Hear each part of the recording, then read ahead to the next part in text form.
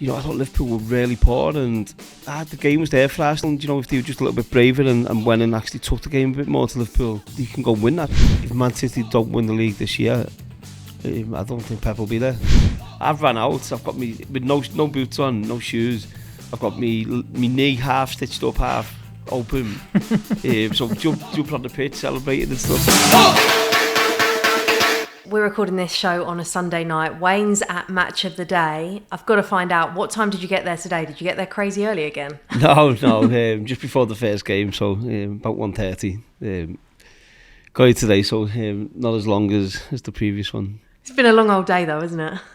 Yeah, they are, especially if the game's not great. Obviously the first game I watched in particular was Forest West Ham, and after 45 minutes it was tough, but it got better. It got 3 goals in it. So yeah, and just finished watching the Liverpool Arsenal game, so that weren't great either, to be honest. No. Do you decide what games you're going to do the analysis on, or do they tell you? Yeah, we come in and then they'll say which one. Obviously Joe Hart's here today, so he'll do the Man City one, and then we'll both do bits in the Liverpool game, and then obviously got the Palace one coming up now, Palace and Villa. And I've presented the show. I've been lucky enough to on a few occasions, and I think the thing that fascinated me, Wayne, when you haven't done it before, the first time you go in, it is pretty intense, isn't it? It's not just a case of put your feet up, watch the football. You're actually made to work hard. You do the analysis runs that we see on TV. That they're what you spot, and you create them with the team behind the team, so to speak. Yes, so as you're watching it, you have the analysis lad sat next to you, and you're writing down points of what you see, whether that's tactically, whether that's an individual player doing really well or doing bad, and then you go through it all and put it together and go through it. So yeah, it's quite a full on day, and then the strange thing is obviously you do all that, and then after like 10 hours of being in here, you're live on air. So that's the hardest bit when you get tired. So, but no, it's good fun. You know when a game is boring though, how do you find stuff to talk about? Yeah, that's difficult. Yeah, so you're then hoping for a red card or a VAR decision or something, just so you can talk about something. But yeah, that's tough when a game is boring and it's not a great game. Then you end up scrapping around just to find something to show people, which people the fans might be interested in. The other thing that I found key, plan your snacks well throughout the day, isn't it, right? Because you're there for a long time and there's a lot of snacks around, there's meals around. You have to kind of tactically decide when you're going to eat and what you're going to eat to kind of keep you going, don't you? Yeah, that's because there's loads of sweets and chocolate and stuff just hanging around, and then the amount of coffee you drink as well is nuts. So you've got to try and make sure your timing of your last one is because otherwise you're up all night. But yeah, no, there's lots of stuff around. And what's the catering like though? I've just ordered some food in before, so just had it during the Liverpool game. So I got Nando's. Oh, Nando's is the staple, it's the go-to. Have you ever done one with Mikey yet? Because Mikey always gets the biggest food order ever. No, okay, well, you've got that to look forward to. No. I was on a shoot with him once and everybody else was getting like normal food and he was like, can I have some sushi, please? So it was like 4 or 5 different rolls of sushi. He's just popped in before. He's filming A League of Their Own. So he popped in before, yeah. So. All right, well, let's talk about some of the games from the weekend then. And one of the ones that you've watched this afternoon, Wayne, we have all just watched Liverpool beat Arsenal 1-0. Dominic Szoboszlai's incredible free kick won it. But Kay, let's be honest, it wasn't quite the game we hoped it was going to be, was it? No, it was dire. It's weird with Arteta and the way he sets up against some of these sides. You'd think like he'd go out all guns blazing. Like what else are you waiting for? But I think he just goes in a bit defensive. But Szoboszlai was great. I mean, that free kick was amazing. It doesn't look like they're missing Trent at all at the moment. But yeah, I expected more from Arsenal. Yeah, I thought Arsenal. I know what you mean with Arsenal. They go in games to not lose them and stay in games. But I actually thought first half I thought Liverpool were really poor, and the game was there for Arsenal. If they were just a little bit braver and went and actually took the game a bit more to Liverpool, I think they can go and win that. So I think that's a real chance missed for Arsenal today. But then I think Liverpool done what they what champions do. They stayed in the game. They didn't panic when they weren't at the best, and obviously a great free kick to win the game. But yeah, I think from Arsenal's point of view, I think going to Anfield, that's as big a chance today, I thought, which you're going to have.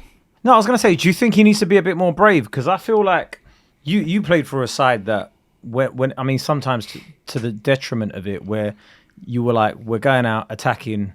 That's it. Like Champions League final, for example, you went out attacking when you probably should have been a bit more defensive. But do you think he lacks that sort of sense of bravery in those big games? Yeah, I think you could say that at times, but I think we do it late on as well. Like last 15 minutes, we get every attacking player on the pitch and get the ball at Wagger, crosses in the box, back it up, second balls, and really go at teams then. Where I feel like if you look, today for Arsenal, obviously he brought Eze on and young Dalman again for 15-year-olds. It's a tough place to come on at Anfield, and so when for Arsenal, if you're relying on that, then that would be a concern. But I just think Arteta, we've seen it over the years. We've seen it. Man United first game of the season, they went and and done a job on Man United, stayed in the game. Man United was a better team. But they go and win the game 1-0, and I think the problem you have, if you don't win the game, then obviously these questions start coming at you, where should he have been a bit braver, should he? I don't get why Eze didn't start. He's played for Palace this season, he's fit, he's probably on a high after signing for the club he was at when he was a boy, so I don't get why he didn't start. Maybe that's a bit more defensive minded thinking. So yeah, I think the game was definitely there for Arsenal today, and Liverpool went at the best. The crowd were flat. It seemed like listening to them, and yeah, Liverpool found a way to win the game. Where Arsenal, I think they've let that game slip, and now obviously give Liverpool the edge. 22 games unbeaten Arsenal were against the Big Six before today, but they've actually never won at Liverpool or Manchester City. Do you think that Arteta goes into these big games prioritising not losing, Wayne? I think so. I think definitely. Yeah. I think if you can go to an away team who you're challenging against, and take a point away from them and beat them at home, then you're delighted with that. So I think if Arsenal went to Anfield today and come away with a point, I think Mikel Arteta, the fans would have been happy with that. But when you don't and you lose the game, then obviously, as a fan, you're thinking, why didn't we go at them? Liverpool weren't at the best. The fans weren't at the usual best today. If we went at them and you leave them with regrets, then I think that's what certainly probably Arteta will be feeling the same way, because from watching that game this afternoon, I certainly thought Liverpool were there for the taking. Wayne, as a player, does winning those big games affect the way you approach the league? So does it give you a lot more belief to think you're going to win the title if you're beating the bigger teams? Yeah, of course it gives you that belief, and I think if you look at Liverpool today, they've beat Arsenal. They've gone into the international break now on 9 points.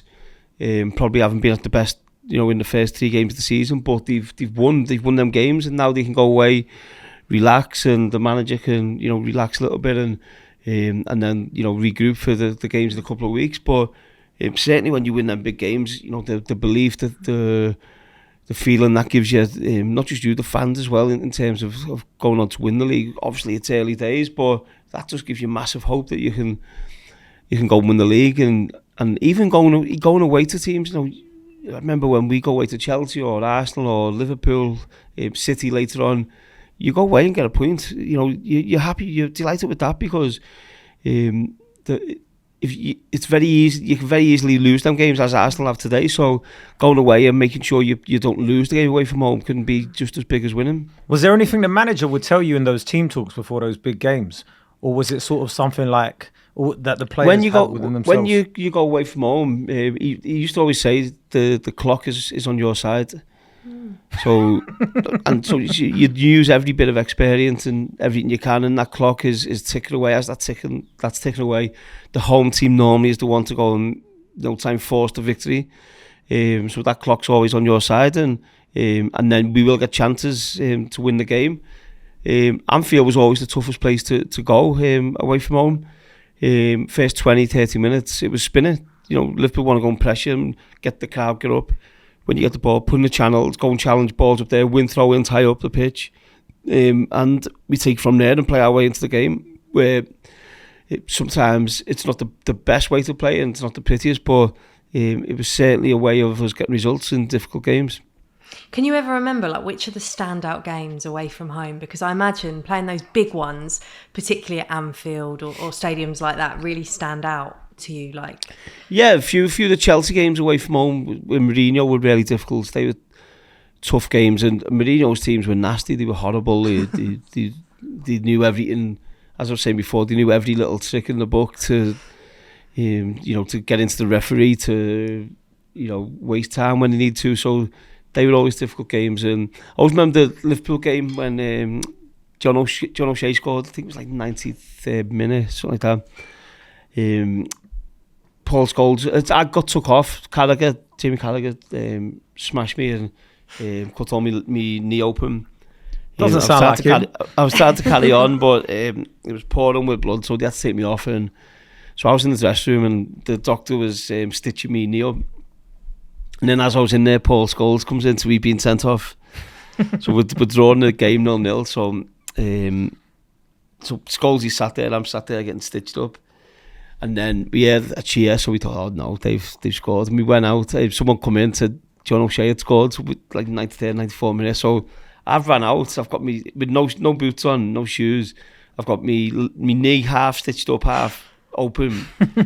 So jumped on the pitch, celebrating and stuff. It was them moments, that feeling you get, especially obviously for myself as well at Anfield, they were special moments. So yeah, it was always great when you win like that away from home. They were magical moments. Did you relish going to Anfield, Wayne?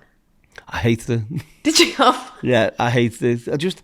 I think just emotionally going to Anfield, just the thought of losing the game, it was just horrible. And obviously, you're thinking if you win, how good it's going to feel. And the same when we played Chelsea in the Champions League final. If you win it, the feeling you get is incredible. But the thought of losing, and that I was just at Anfield emotionally, it just got to me quite a lot of times. Was being a Scouser yourself, did that play a part in it? Yeah, 100. I was Everton fan, didn't like Liverpool from that. Then went to United, didn't like Liverpool from that. He's literally everything Liverpool fans hate. So beating Liverpool was such a good feeling, but then obviously on the flip side, that losing was, I think we could have got them in the Champions League final. Yeah, I think it was Liverpool-Chelsea, wasn't it?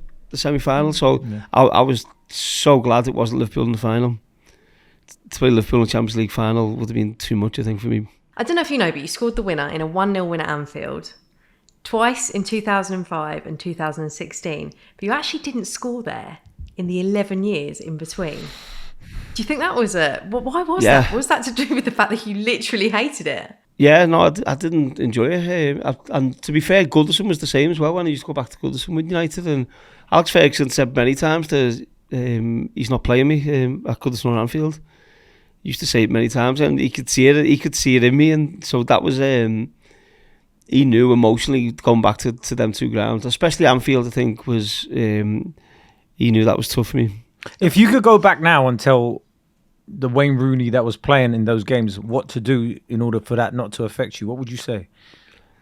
Yeah, just relax. And there's games you win there, games you lose there. Of course, they're a good team, and then, I think I just got emotionally sucked into the atmosphere, to the banter, obviously with fans and stuff, and just found it tough, to be honest. So yeah, it was, and there was games I went there and played well and didn't score as well.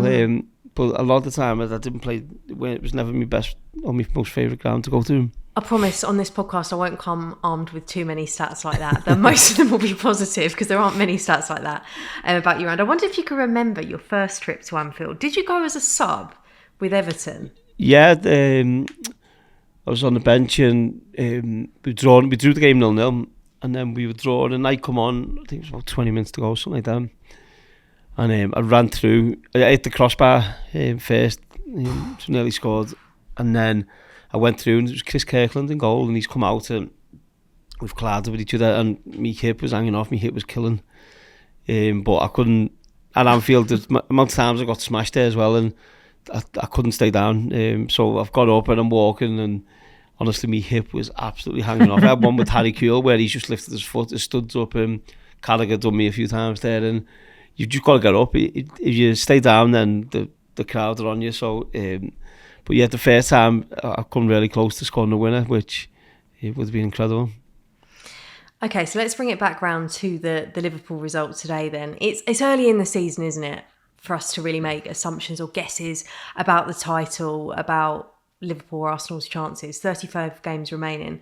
How are you feeling, though, about Liverpool's chances? You've alluded to the fact that maybe they're not at their peak at the moment, but they are still winning games, in contrast to Arsenal, who kind of aren't at their peak, but also aren't winning all their games. Yeah, no, I think Liverpool will be there and thereabouts. I think they're a good team. They've got good players. And it's a sign of a good team when you're not at your best, you're winning games. And I think if you look at City, obviously they've lost 2 of the 3 games. So I think the last team to lose 2 of the first 3 games and win it was United in 92, 93, I think.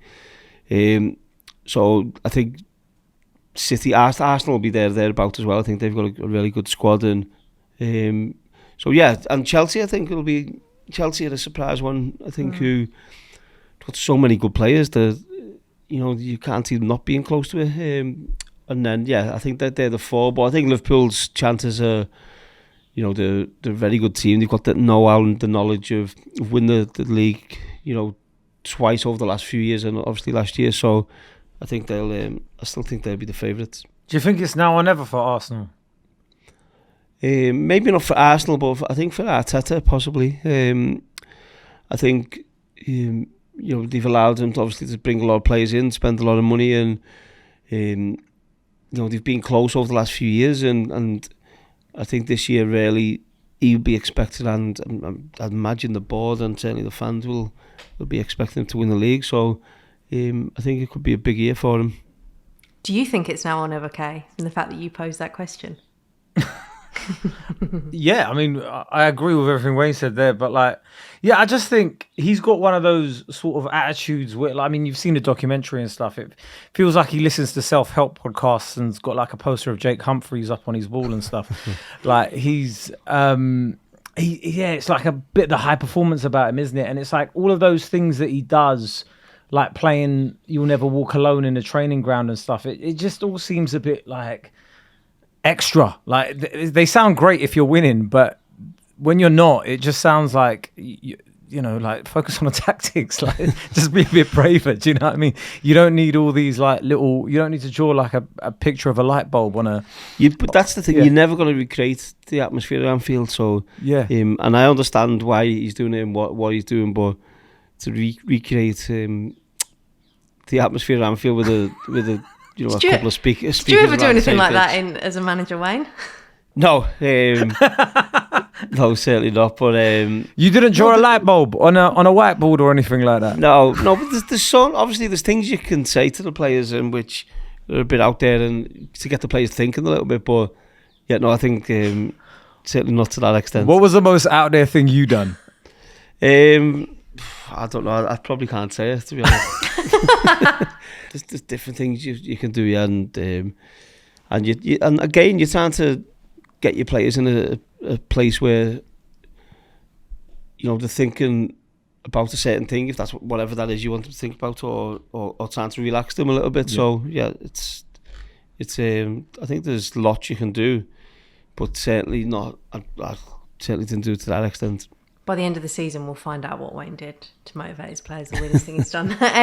So we spoke about Liverpool and Arsenal. Let's now speak about Manchester City, because they lost for the second successive game. After that big win against Wolves on the opening weekend, they lost 2-1 at Brighton following their defeat last weekend too. Go on, Kay, what do you want to say about that firstly?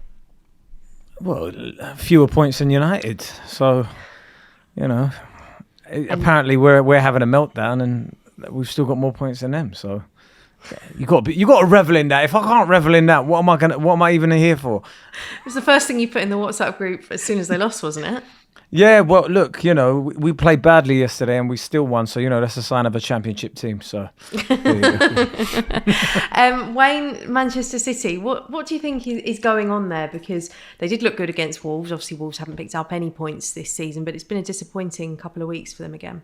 Yeah, it hasn't. I think they actually started the game really well, and I was watching the game as well. I think Haaland's first 6 touches, he had 5 shots at goal, and then obviously got his goal as well. And so it only looked like there was going to be one winner. But then, to be fair to Brighton, they come back, they got back into the game, and the manager was really brave. He made 4 changes at once, changed the outlook of how the game was going, and obviously to get back in it and get the winning goal. So I think City they're still finding their feet. Quite a few new players, so it looks like they're still trying to figure out each other's game and figure out how to gel better together.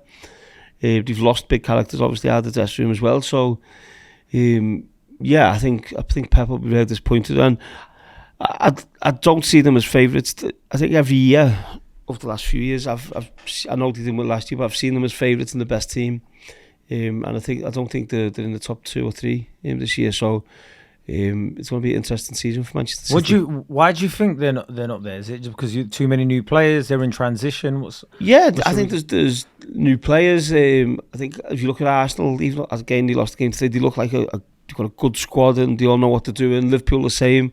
Even though Liverpool have brought new players, I think they all understand what they're doing and how to play. I think City, and what doesn't help, obviously, with the Ederson situation, which I'd imagine he'll probably leave in the next 24 hours, is, you've brought young Trafford in goal, and he's a very good goalkeeper, but Ederson still sat there, and again, I think I said it last week, he's got mates in there. It's never good when you've got a player who's there, he knows he's not going to be there, or he doesn't want to be there, and just the negativity that can bring amongst the team. And when you're in a hotel night before a game, and the players on the phone to their agents and talking about our goalkeeper's leaving, or he's on the phone and the club are onto him saying you're not leaving, whatever that is, that has an effect on the whole squad, or certainly a lot of them. Wayne, can you draw any parallels between the time when you were at United and they were in a transition period and where City are now? Because we went for a period where we weren't winning the league and there was a rebuild of sorts, and you were there. Do you think there's any parallels between that, or do you think City are going to be successful again under Pep? When we went through it, obviously you've got Alex Ferguson there, and there's no questions whatsoever if he's going to be the manager or not, or is he still going to be here in 3-4 years' time.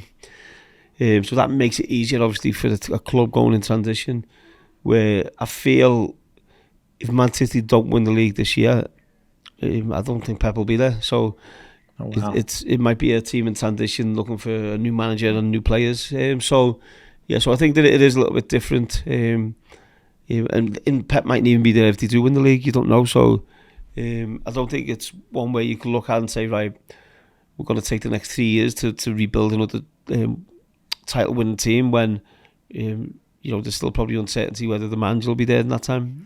Do you think he's got a lot of new players in too quickly, where a lot of them aren't sort of used to winning with City? Yeah, maybe, but I think they've had to, obviously, with players leaving. And as I said, when you Man City have lost some big characters from that dressing room. When you look at it and you think, Kevin De Bruyne, Kyle Walker, Jack Grealish, now it looks like Henderson's going to leave. So they've lost some big players out of that dressing room, and probably if they had a leadership group last season, for instance, probably all them players would be in that. So they've lost a lot of leadership out of the team. So I think that's difficult to replace. Just that know-how when you're in a tough game, then players will probably be the ones that help get you through that game, and they've lost that now. And I think putting new players in, obviously, with fantastic players, but that will take a little bit of time to gel. Is there also a psychological aspect to it, Wayne, for the players when they're winning week in, week out, and then all of a sudden that isn't the case anymore? How hard is that to deal with as a player? I think there's also a psychological aspect in terms of the opposition. So if you imagine 2 or 3 years ago, Man City go 1-0 up against Brighton, I don't think anyone as a fan, anyone watching the game, or any Brighton player will believe they can get back in that game and win it. Where now I feel even if they go a goal up, I think teams are thinking, you know what, we can still get something here. And I think that's the difference when teams believe that they can get something, from you, even if they're a goal down. Then that's change and that that mindset is so powerful. So I think that's where teams like now against Man City and I think we've certainly seen that last season, and already we're seeing that this season as well. Wayne, you see when you lose the league, what was the dressing room like there? I mean, who's there trying to say we've got to go back next year and win this? Well, we looked at it the other way when we won the league. I always remember in Moscow in 2008 when we won the Champions League. Obviously, we're all celebrating, and remember Alex Ferguson getting up on the mic and saying, enjoy your night, I'm going to bed. Tomorrow we focus on winning the league next season. and that's how it was. And when you don't win the league, it's difficult, and you look at how you can, maybe bring players in, and normally you know which players are going to leave and which players you bring in to help. But all that's going on behind the scenes with the manager, and then we had the worst one of all time when City beat us when Phil Jones and the images of Phil Jones on the side of the pitch, and that was horrendous. We finished the game against Sunderland, and we won the league, and City had 3 minutes left, I think, that game, and then they scored one. All the Sunderland fans started cheering, and then literally 30 seconds later they were cheering again, and we thought the wind is up, but it obviously was right, and we lost the league there and then.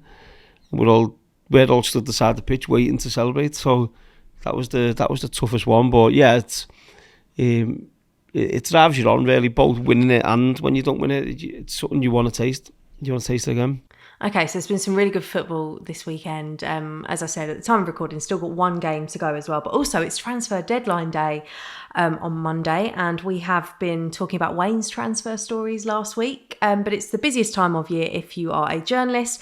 And Sammy Mockbell, the BBC Sports senior football correspondent, is probably one of the busiest of the lot and joins us now. Sammy, do you want to put a clock on so you can only be here for a couple of minutes so you can race off because your phone's... Yeah, I might have to dash off there because I am actually on my phone, so my WhatsApps are just going. Sammy, in terms of... We'll come on to the specific deals in just a moment, but I'm fascinated how your life works during this period. I know that sounds a really stupid question, but you're married, you've got kids, and every time anyone ever sees you, I think you're on the phone. And now you're coming on here having to speak to us idiots. Sorry about that. Yeah. What is the window actually like a day-to-day? Does your life just go on hold? That's like a dagger to the heart, Kelly. Because literally, my kids said, I'm at home, but my kids always say, Daddy's always on his phone, Mummy. Daddy's always on his phone, Mummy. So it's a killer. So you've just, thanks for that. At least you can say you're working. Yeah, that's true. That's very true. You've got an important job. That's what you need to say to them. But it's the life of a journalist is a football journalist during a transfer window is you're kind of on duty from the minute you wake up till the minute you go to sleep, and so when you're sleeping is your only lull. So you literally you'd be on the school run, taking the kids to school or taking sort of kids to nursery, and something might drop on your phone, and you've immediately got to kind of engage, even though you've got the kids in the car trying to get them away. You go on holiday. We went to Greece for a couple of weeks, and you just can't. It's impossible to switch off during the window. So I'm on the sun lounger, just texting. Surely you write to the kids' school and say, "Sorry, I know I'm not allowed to take them out when it's not the summer holidays, but I'm a journalist. You've got to give me some grace here." Yeah, no. Listen, they understand it. Like the family, the kids understand it, and the family. Well, I don't know if the kids do, but thankfully, my missus used to before she's doing what she's doing now. She used to be a journalist. Okay. So she kind of understands it to a point, but I think she draws the line at me being on the sun lounger in Greece, being on the phone. I think that was where it nearly kicked off and exploded. Yeah. Sammy, do you ever get to a point where you're getting so close to breaking a story, then somebody like Ornstein or Romano breaks it first? Are they like your rivals?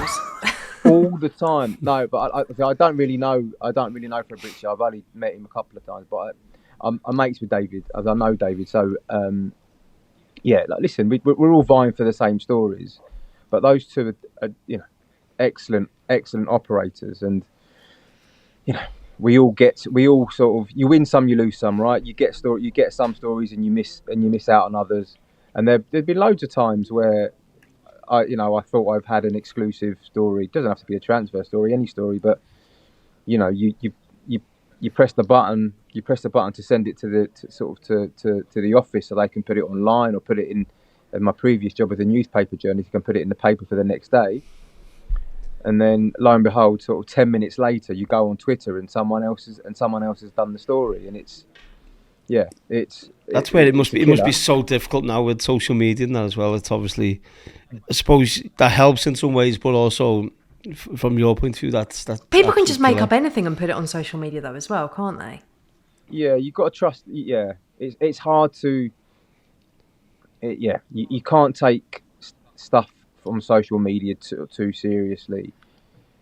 But then equally, there are some excellent sources there are some excellent accounts on X that have genuine and accurate information.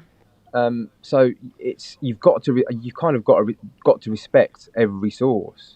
It has been a bit of a bonkers window so far. So let's just talk about some of the deals that we're looking out for on this final day of the transfer window. It's crazy.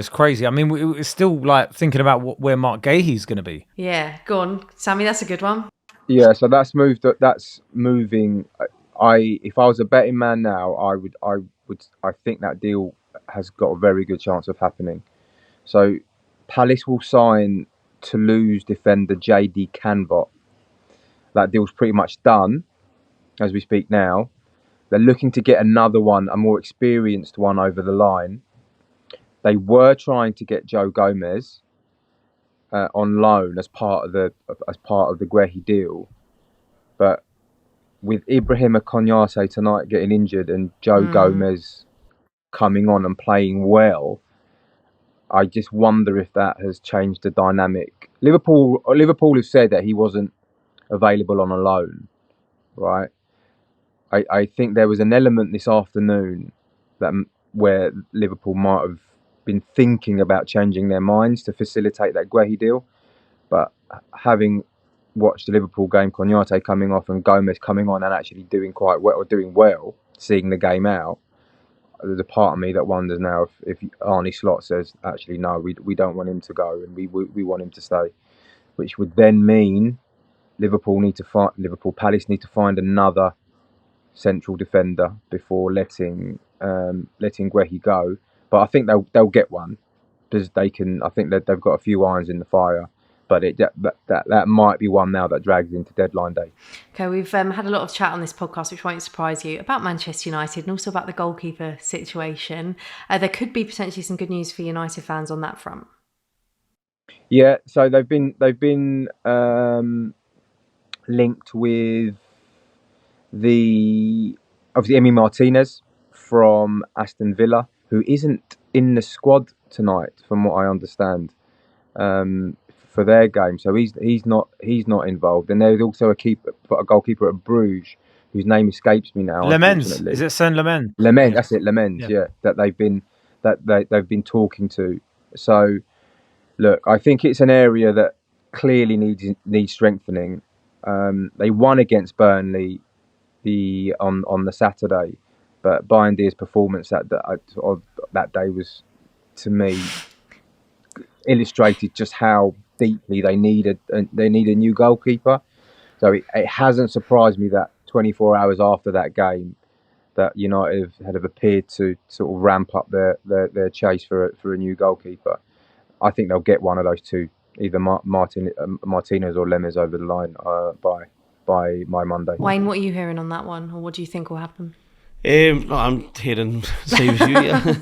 What would you like to happen from Manchester United? No, I think Martinez is obviously a top goalkeeper, and I think if that could happen, then that'd be great. I think him or Donnarumma, for me, would be a fantastic acquisition. I think it's clear they need the goalkeeper. I think it's every game we seem to be talking about mistakes, or the goalkeepers not filling the defence with confidence. So yeah, I think it's hopefully over the next 24 hours. I think Martinez would be the one who would really improve them a lot. So it'd be nice to see him. Okay, agree. Do you know what? I was expecting some excitement then. Do you know what I think? Look, I think they're gonna. Anything's an improvement on Bayendir and Onana, but I think Emi Martinez is quite prone to some of those mistakes as well. You saw the last game of the season last year as well. I mean, when he was it was at Old Trafford and he came out and got sent off because he was trying to charge at Højlund, and it was things like that just. I don't know. It doesn't strike me with confidence, especially when Aston Villa don't want him as well. It's interesting. Why don't they want him? PSR maybe as well. I don't know. Who knows? We haven't got anyone that can answer that question on this show, I don't think. Sammy, we'll let you go. The WhatsApps are probably going crazy. Enjoy the next 24 hours or so if you can. Are you going on holiday after? Enjoy is going to be the right word, Kelly. Survive. Yeah, we'll survive the next 24 hours for sure. Yeah, and then you can go back and see your wife and kids if they remember you. Thanks, Sammy. That was Sammy Mockbell in the know. All things transfers for BBC Sport. Wayne, I just wanted to get your thoughts on a couple of other things that we've seen. We've seen a lot during this window of players coming out and kind of making statements. Like Whistle was the latest one. We saw it earlier we've heard from Alexander Isak on social media as well. How would you deal with that as a manager? Because that to me feels really tough. I felt so sorry for Eddie Howe during this window being asked about it all the time, but it seems like a bit of a phenomenon at the moment. Yeah, I think it depends on the time. I done it when I asked to leave Manchester United, and I released a statement, and and when I went in and apologised for releasing that statement, and the reason I apologised really was the timing of it. It was before the Champions League game, when I released the statement, and that's not me. I wouldn't do anything to affect the players on the pitch, and so that's why I apologised. But I think now it's so easy for players to release statements or put something up on the social media accounts, and I just think there's ways to handle things now, and like Wissa doing it 24 hours before the deadline, I think is crazy. This has been going on all summer. Why not come out and just speak then instead of release a statement, release a video early on in the window and say, listen. There's a good opportunity for me to move on. If that can happen, it works great. If not, I'll do everything I can for Brentford. That's where we'll leave it. We'll be back again on Friday. Kay, you gigging this week? I start my tour this week, so yeah, I'll be in Oxford Thursday night, and then I'm all around the UK. So you're probably going to see me on a few podcasts in a dressing room somewhere in a theatre around the UK. Yeah. Look forward to it. Tickets still available, yeah? Yeah, kcode.com. Wayne, how's your week looking? It's kids back to school midweek this week, so are you looking forward to that? Yeah. It's been long, yeah. So got a couple of days with them, one fishing trip and one football session tomorrow with them, and then back in school on Thursday. Do you do the school run, Wayne? Yeah, of course. You have to think about that. Why? What do you think? No, I thought Colleen might do it. I don't know. I was like, no, we both do it. Yeah, I do most of picking up. She does most of dropping off. Nice.